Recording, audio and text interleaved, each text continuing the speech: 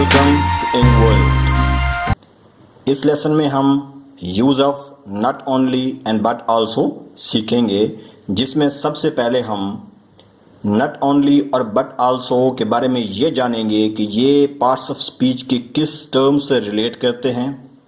Number 2, but also and not only को कब हम यूज़ कर सकते हैं। नंबर 3, बट आल्सो और नॉट ओनली को यूज़ करते हुए कौन से इंपॉर्टेंट रूल्स को मद्देनज़र रखना चाहिए। एंड नंबर 4, नॉट ओनली और बट आल्सो को यूज़ करते हुए हम सेंटेंसेस को कैसे फॉर्मुलेट कर सकते हैं। सबसे पहले not only but also grammar की किस टर्म से रिलेट करते हैं। Not only and but also are called correlative conjunctions. Conjunctions की डिफरेंट टाइप्स हैं, जिनमें coordinating conjunctions, subordinating conjunctions and correlative conjunctions. तो नॉट ओनली और बट आल्सो कोरिलेटिव कंजंक्शन में फॉल करते हैं। कंजंक्शन का function to connect words and phrases होता है। इसी तरह से कोरिलेटिव मतलब कि नॉट ओनली और बट आल्सो का फंक्शन भी to connect words and phrases है। एंड दूसरा इनका फंक्शन ये होता है कि ये एम्फसाइज करते हैं वर्ड्स पे एंड फ्रेजेस पे जो एक ही सेंटेंस के अंदर यूज होते हैं, जहां पर वर्ड लिखा हुआ है सेम पोजीशन। तो एक ही सेंटेंस के अंदर जो वर्ड्स यूज होते हैं उन पे एम्फसाइज करते हैं और उनको कनेक्ट करते हैं। और मजीद ये कि ये पेयर्स में यूज होते हैं। एग्जाम्पल को गौर से देखें। She is not only beautiful but also smart. तो यहां पर नॉट ओनली और बट आल्सो जो है दो कोरिलेटिव कंजंक्शंस यूज हुए हैं, जो ब्यूटीफुल और स्मार्ट को कनेक्ट कर रहे हैं, इन दो वर्ड्स को आपस में कनेक्ट कर रहे हैं। और ये सेकंड वर्ड्स हम नॉट ओनली और बट आल्सो को कब यूज करते हैं। सबसे पहली बात कि जो एक सेंटेंस के अंदर जब दो बातें कही गई हों तब हम नॉट ओनली और बट आल्सो का यूज करते हैं। दूसरी बात पे एम्फसाइज करने के लिए हम नॉट ओनली और बट आल्सो का यूज करेंगे जब दूसरी बात पहली बात से ज्यादा बेहतर हो या उससे ज़्यादा बुरी हो या बहुत ज़्यादा सरप्राइजिंग हो या इम्प्रेसिव हो या ज़्यादा शॉकिंग हो, तो तब हम नॉट ओनली और बट आल्सो का यूज़ करते हैं। इस एग्जाम्पल को गौर से देखें। सबसे पहले यहाँ पर एक सिंपल सेंटेंस यूज हुआ है, she is beautiful and smart. ये एक सिंपल सेंटेंस है जो एक सिंपल सेंस कन्वे कर रहा है। इस तरह से अगर दूसरे सेंटेंस को देखें, she is not only beautiful but also smart, तो यहां नॉट ओनली और बट आल्सो का यूज हुआ है। तो इस सेंटेंस में जो सेकंड पार्ट है उस पे एम्फसाइज किया जा रहा है कि वो जो बात है वो पहले वाली बात से ज्यादा इंपॉर्टेंट है, ज्यादा बेहतर है। तो इसलिए सेकंड बात पे एम्फसाइज करने के लिए बट आल्सो और नॉट ओनली का यूज किया गया है।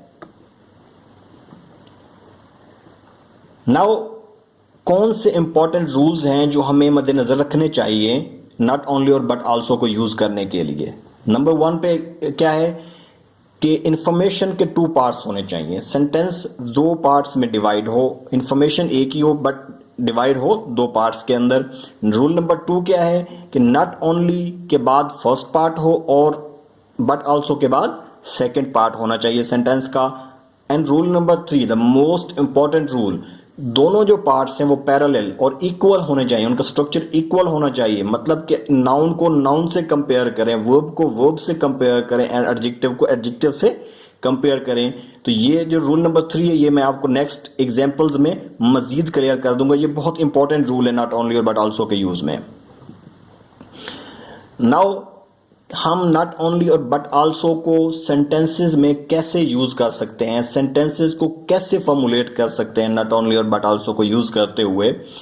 नंबर 1, सबसे पहले क्या करना, सबसे पहले यह है कि नॉट ओनली और बट आल्सो 2 तरीकों में सेंटेंसेस के अंदर यूज होता है। सबसे पहले यह है कि नॉट ओनली सेंटेंस के स्टार्ट में लिखा जाता है, बिगिनिंग ऑफ द सेंटेंस में। नॉट ओनली को बिगिनिंग ऑफ द सेंटेंस में यूज किया जाता है।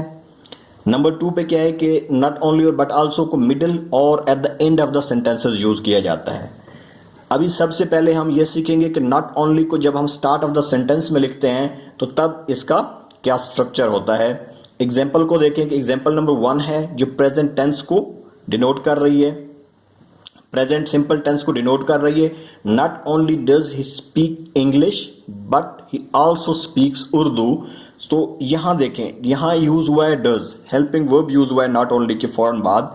तो ये रूल आपने जहन में रखना है कि जब नॉट ओनली सेंटेंस के स्टार्ट में लिखा जाता है तो तब जो पहला इसका पार्ट है, क्योंकि नॉट ओनली पहले पार्ट में लिखा जाता है, तो पहले पार्ट में जो हेल्पिंग वर्ब होता है सब्जेक्ट का, उसको इन्वर्ट कर दिया जाता है, सब्जेक्ट से पहले लिखा जाता है, जबकि उसको बाद में होना चाहिए लेकिन उसको सब्जेक्ट से पहले लिखा जाता है। ये रूल आपने जहन में रखना है कि नॉट ओनली के फौरन बाद हेल्पिंग वर्ब लिखा जाता है। क्योंकि ये प्रेजेंट सिंपल टेंस है तो प्रेजेंट सिंपल में हेल्पिंग वर्ब यूज नहीं होता, इसलिए डू या डज हम अपनी तरफ से ऐड कर देते हैं। ये इसका फर्स्ट पार्ट हो गया। सेकंड पार्ट में क्या करना है कि बट आल्सो एक साथ नहीं लिखना, बट के बाद सब्जेक्ट नेक्स्ट पार्ट का एंड देन आल्सो, और फिर बाकी सेंटेंस यहां पर यूज होता है। देख लें आप, यहां पर बट यूज हुआ है, फिर जहां पर ये सब्जेक्ट यूज हुआ है एंड देन आल्सो यूज हुआ है, और उसके बाद बाकी सेंटेंस यूज हुआ है। इसी तरह से अगर पास्ट टेंस में देखें तो सेम सिचुएशन है, नॉट ओनली यूज हो गया, उसके बाद हेल्पिंग वर्ब पास्ट में डिड यूज होता है तो डिड पहले आ गया, और उसके बाद यहां बट सब्जेक्ट आल्सो और बाकी सेंटेंस यूज हुआ है।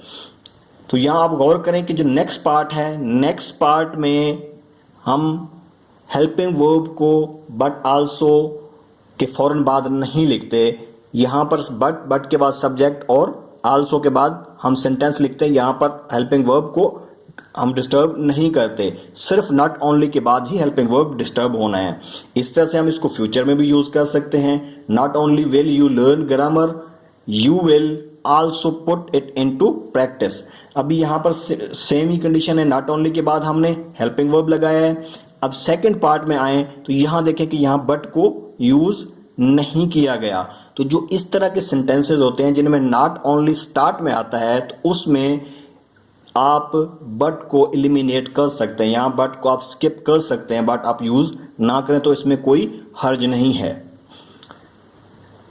You will also put into practice, तो बाकी सेंटेंस आप लिख सकते हैं, बट आप स्किप यहां कर सकते हैं। अभी हम सीखेंगे कि मिडिल और एंड ऑफ सेंटेंसेस में नॉट ओनली और बट आल्सो को कैसे यूज किया जाता है। इनका स्ट्रक्चर पहले देख लेते हैं। इस तरह के सेंटेंसेस में सबसे पहले सब्जेक्ट होगा, वर्ब होगा, फिर नॉट ओनली यूज होगा। अभी आ रहा है एडजेक्टिव का, एडजेक्टिव से कंपैरिजन। तो यहां देख लें कि फर्स्ट पार्ट में नॉट ओनली के बाद एडजेक्टिव आ गया, फिर बट आल्सो आएगा एंड देन फिर एडजेक्टिव आएगा। ये इसका फर्स्ट पार्ट, यहां से यहां तक ये इसका फर्स्ट पार्ट हो गया, और ये इसका सेकंड पार्ट हो गया। तो सेकंड पार्ट, अगर फर्स्ट पार्ट में एडजेक्टिव है तो सेकंड पार्ट में भी एडजेक्टिव होना चाहिए। Let's see the example. Example number 1, he is not only, यहां देख लें नॉट ओनली यूज हुआ फर्स्ट पार्ट में एरोगेंट। सो एरोगेंट यहां एडजेक्टिव है, he is not only arrogant but also selfish. तो यहां सेल्फिश जो है वो भी एडजेक्टिव है, जो उसी सेम ही पर्सन को डिस्क्राइब कर रहे हैं। ये दोनों एडजेक्टिव, ये उसकी दोनों की क्वालिटी, दोनों जो है उसकी क्वालिटीज बयान कर रहे हैं। तो एडजेक्टिव का एडजेक्टिव से कंपैरिजन यहां पर क्लियर हो गया। अभी दूसरी एग्जांपल भी सेम है, शी वॉज नॉट ओनली का यूज हुआ एक्सट्रीमली इंटेलिजेंट। तो ये एक कंप्लीट फ्रेज हो गई, ये एक कंप्लीट एडजेक्टिव फ्रेज हो गई। जब पहले मैंने जिक्र किया था कि ये टू वर्ड्स को या टू फ्रेजेस को आपस में कनेक्ट करते हैं या उन पे एम्फसाइज करते हैं, इस तरह से ये एक फ्रेज होगी एक्सट्रीमली इंटेलिजेंट। सेकंड पार्ट में देखें बट आल्सो यूज हुआ है एंड देन उसके बाद फिर एडजेक्टिव फ्रेज यूज हुए, वेरी प्रैक्टिकल। तो उम्मीद है कि आपको ये समझ आ गई होगी। दूसरी एग्जांपल लेते हैं इसकी। एडवर्ब का एडवर्ब से कंपैरिजन कैसे होगा। सेम स्ट्रक्चर होगा, एडजेक्टिव की जगह एडवर्ब यूज होगा। फर्स्ट पार्ट में भी एडवर्ब होगा नॉट ओनली के बाद, तो सेकंड पार्ट में भी बट आल्सो के बाद एडवर्ब यूज करेंगे। यहां देख लें नॉट ओनली है, उसके बाद एडवर्ब होगा, सेकंड पार्ट में पहले बट आल्सो होगा एंड देन एडवर्ब होगा। एग्जांपल देखते हैं। He worked verb, then not only subject, he verb worked, not only conjunction and then hard, this is adverb. ये है एडवर्ब। अभी दूसरा पार्ट शुरू होता है, इसमें बट आल्सो है, बट आल्सो के फौरन बाद फिर यहाँ ये केयरफुली एडवर्ब यूज हुआ है। तो फर्स्ट पार्ट में नॉट ओनली के बाद एडवर्ब यूज हुआ है, तो बट आल्सो के बाद भी एडवर्ब ही यूज होगा। नेक्स्ट एग्जांपल देखते हैं। Thomas rights not only correctly, तो यहां पर ये थॉमस सब्जेक्ट, ये वर्ब, ये कंजंक्शन हो गई एंड देन ये एडवर्ब हो गया। सेकंड पार्ट में देखें तो ये कंजंक्शन बट आल्सो हो गई एंड देन ये एडवर्ब हो गया। तो एडवर्ब का एडवर्ब से कंपैरिजन क्लियर हो गया। नेक्स्ट देखते हैं। नेक्स्ट क्या है कि नाउन का नाउन से कंपैरिजन क्या होगा। फर्स्ट पार्ट में अगर नाउन है नॉट ओनली के बाद, तो सेकंड पार्ट में बट आल्सो के बाद भी नाउन होना चाहिए। Let's see the example. Shakespeare was not only a writer. देखिए शेक्सपियर क्या सब्जेक्ट हो गया, वाज वर्ब हो गया, not only conjunction, a writer noun हो गया, second part of the sentence हो गया बट आल्सो से start, but also conjunction and then an actor एक नाउन है। तो नाउन का नाउन से कंपैरिजन हो गया कि अगर फर्स्ट पार्ट में नाउन यूज हुआ है तो सेकंड पार्ट में भी नाउन होना चाहिए। और नाउन जो है ये डिफरेंट होने चाहिए, एक दूसरे सिमिलर नहीं होने चाहिए। मतलब हम डॉक्टर को डॉक्टर से नहीं कह सकते। अगर एक ही बंदे की हमने बात बयान करनी होती है तो एक ही बंदा राइटर है और एट द सेम टाइम वो एक्टर है, यानी कि दूसरे पार्ट में भी उसको हम राइटर ले दें, ऐसा नहीं करना। एग्जाम्पल 2 है, he is not only a statesman but also a man of people. तो यहाँ अ स्टेटमैन यूज हुआ है as a noun and a man of people ये एक फ्रेज यूज हुई है एज ए नाउन। तो यहाँ पर फ्रेज का कंसेप्ट भी क्लियर हो गया कि फ्रेज कैसे एज अ नाउन यूज हो सकती है, फ्रेज को कैसे कनेक्ट कर सकते हैं और फ्रेज पे कैसे एम्फेसिस कर सकते हैं। तो बट आल्सो एम्फेसिस कर रहा है अ मैन ऑफ द पीपल, इस पे एम्फेसिस कर रहा है। नेक्स्ट देखते हैं कि जी नॉट ओनली के बाद अगर वर्ब यूज होगा तो बट आल्सो के बाद भी वर्ब ही यूज होगा। ये देख लें कि ये वी जो है वर्ब को डिनोट कर रहा है, सिमिलरली यहां भी वी वर्ब को डिनोट कर रहा है। एग्जाम्पल्स को देखते हैं। He not only read the book, he not only read the book ये पास्ट टेंस का सेंटेंस है, या रेड पढ़ा जाएगा रेड द बुक, ये वर्ब है। But also remembered, but also remembered या ये भी एक वर्ब है, तो वर्ब का वर्ब से कंपैरिजन हो गया। दूसरी एग्जांपल देखते हैं। ही नॉट ओनली राइट्स, यहाँ राइट्स जो है वो वर्ब है, his own place but also acts, यहाँ एक्ट्स जो है वो वर्ब है, मीन कि वो उसमें परफॉर्म भी करता है, वो प्लेस भी लिखता है और उसमें परफॉर्म भी करता है। तो उम्मीद करता हूं कि आपको ये कंसेप्ट क्लियर हो गया होगा। अगर आप इस तरह के सेंटेंसेस यूज करते हैं तो ये बहुत ही स्ट्रेंज लगता है। एग्जाम्पल को देख लें। She is not only beautiful, ये देख लें कि यहाँ ये एडजेक्टिव यूज हुआ है ब्यूटीफुल।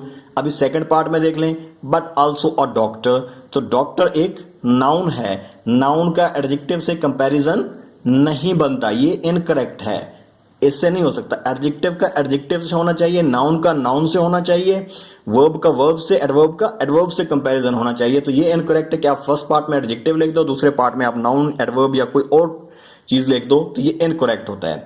सिमिलरली अगर दोनों जो है वो नाउन यूज हुए हैं, जिस तरह आप इस सेंटेंस में देख लें, दूसरे एग्जांपल में देख लें कि he ate not only the pizza but also the soda, और द सोडा और द पिज्जा ये दोनों नाउन हैं, लेकिन फिर भी ये सेंटेंस इनकरेक्ट है। क्यों? ये इसलिए कि पिज्जा जो है वो खाया जाता है, हम ईट करते हैं पिज्जा को, पिज्जा खाया जाता है, जबकि सोडा जो होता है वो खाया नहीं जाता, ये पिया जाता है। इसलिए इसको रिफ्रेज करना चाहिए, तो इसके लिए हमें ये सेंटेंस लिखना चाहिए, इसके लिए हमें वर्ब यूज करना चाहिए, ना कि नाउन को नाउन से कंपेयर करना चाहिए। He not only ate the pizza but also drank the soda, तो ये जो सेंटेंस है ये इसके लिए करेक्ट है। तो उम्मीद करता हूं कि लेसन की आपको समझ आई होगी। चैनल को सब्सक्राइब जरूर करें।